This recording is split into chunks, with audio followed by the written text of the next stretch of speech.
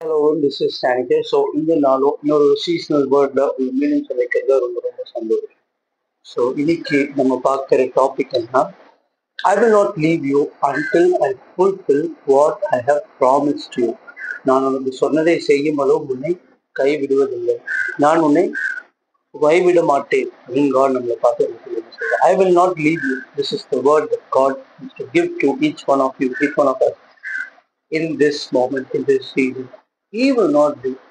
பார்த்தேன்னா நம்ம சூழ்நிலை மாறலாம், சூழ்நிலை மாறக்கூடாதுன்றது தான் வி ஆல்வேஸ் விஷ். பட் சூழ்நிலை மாறலாம், சுற்றி இருக்க பீப்புள் மாறலாம், நம்மளோட ஃபினான்ஷியல் சுச்சுவேஷன்ஸ் ஒருவேளை மாறலாம், அல்லது என்ன வேணாலும் நடக்கலாம்.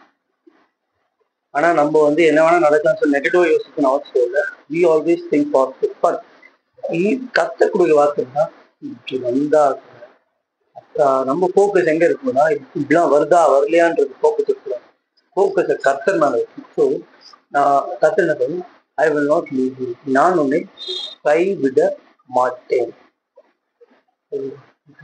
எப்போ வரைக்கும் அப்படின்னு கர்த்தர் சொல்லாங்க. அப்போ அந்த வார்த்தையின் படி இருக்குன்னா, நான் உனக்கு சொன்னதை செய்யும் அளவு, until I have done what I have promised you. சில வாக்குகளை, சில விஷயங்களை கர்த்தர் உங்களுக்கு சொல்லி மொத்தம் ரெண்டு விதம். ஒன்று நம்ம சொல்லியிருக்கோம் இதெல்லாம் வேணும், அதெல்லாம் கொடுங்க, நம்ம சொல்லிருக்கு.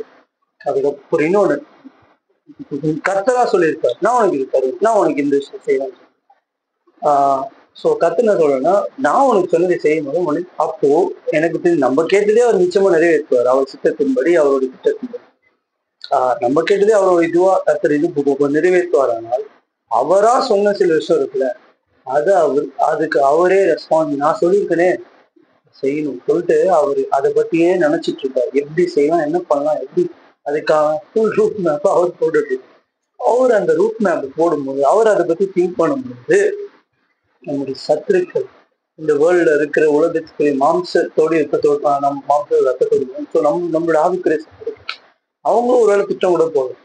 ஆனா கர்த்தருக்கு முன்பாக எந்த வந்த வல்லமை நிற்க முடியாது. ஸோ அவர் போடணும், அவர் ஒரு விஷயத்தை செய்யணும்னு நினைச்சா உங்களுக்கு ஒருவேளை நீங்களே கூட அதை என்ன பண்ண முடியாது, ஸ்டாப் பண்ண முடியாது. பிகாஸ் அவர் அதனாலதான் அவர் தேவன். நம்ம அவருடைய பிள்ளைகள், நம்ம சாதாரண மனிதர், அவர் தேவன். ஸோ அவர் என்ன சொல்றாருன்னா, நான் ஒண்ணு என்ன பண்ண மாட்டேன், கைவிட மாட்டேன். கர்த்தர் கைவிடாம இருக்கன்றது எப்படி காட்டுவார்னா, அவருடைய விசுவாசத்தை உங்களுக்குள்ள வச்சுக்கிறார். ஏன்னா கர்த்தருடைய வார்த்தை ஆத்தர் அந்த ஃபினிஷர் ஆஃப் ஃபெய்த். ஸோ அவருடைய விசுவாசம் உங்களுக்குள்ள இருக்கும்போது, உங்களுடைய விசுவாசம் அவர் உங்களுக்குள்ள துவக்கிற நற்கிரியை, உங்களுடைய விசுவாசம் நீங்க நினைச்சா கூட ஸ்டாப் ஆகுது, வந்துட்டே இருக்கும். விசுவாசம் எங்கிருந்து விசுவாசம் வருதுன்னு தெரியாது, வந்துட்டே இருக்கும். It will just keep on flowing like a hidden river or flow. நீர் ஊற்று சில இடத்துல பார்த்தா ஒரு சில மலையில இருந்து பார்த்தா அதை பார்த்து தண்ணி வந்துட்டே இருக்கு. அதனுடைய ஓப்பனிங் பாயிண்ட் எங்கேயோ உள்ள எங்கேயோ ஒரு இடத்துல மறைஞ்சு கிடக்கும், அது நம்மளால ஒரு சில பார்க்க முடியும். ஆனா அந்த ஃப்ளோ வழியா நமக்கு அப்படி அவுட் சைட்ல அப்படியே வந்துட்டே இருக்கும் நீர். அந்த மாதிரி விசுவாசம் உங்களுக்குள்ள இருந்து it will just keep on flowing. அது யாரால ஸ்டாப் பண்ண முடியாது, அது ஒருத்தரும் நிறுத்த முடியாது. ஏன்னா அது கர்த்தருடைய பர்வதத்தோடு கனெக்ட் ஆயிருக்கு, அது கர்த்தருடைய சிங்காசனத்தோடு, அந்த பரலோகத்துல இருக்கிற ரிவரோடு கனெக்ட் ஆயிருக்கிற ஒரு ரிவர். அந்த ஃபெய்த் ரிவர் உங்களுக்குள்ள ஓடிட்டே இருக்கு. அதனால உங்களுக்கு விசுவாசம் வந்துட்டே இருக்கும். அதனால கர்த்தர் உங்களுக்கு என்ன சொன்னாலும் அதை எப்படியாவது செய்யற வரைக்கும் அந்த விசுவாசம் உங்களுக்கு போகாது. ஸோ நீங்க என்ன பண்ணணும், அந்த விசுவாசத்தை பிடிச்சிக்கிட்டு போயிட்டே இருக்கும். அது ஸோ இந்த சீசன்ல காட் உங்ககிட்ட சொல்றது, நான் உனக்கு சொன்னதை செய்யும் அளவு உன்னை என்னென்னலாம் உங்களுக்கு சொன்னாரு அதை அவர் நிச்சயமாக செய்து முடிக்கிற வரைக்கும் அவர் உங்களை கைவிடு. May he help you to understand. இது புரிந்து கொண்டு இந்த சீசன்ல.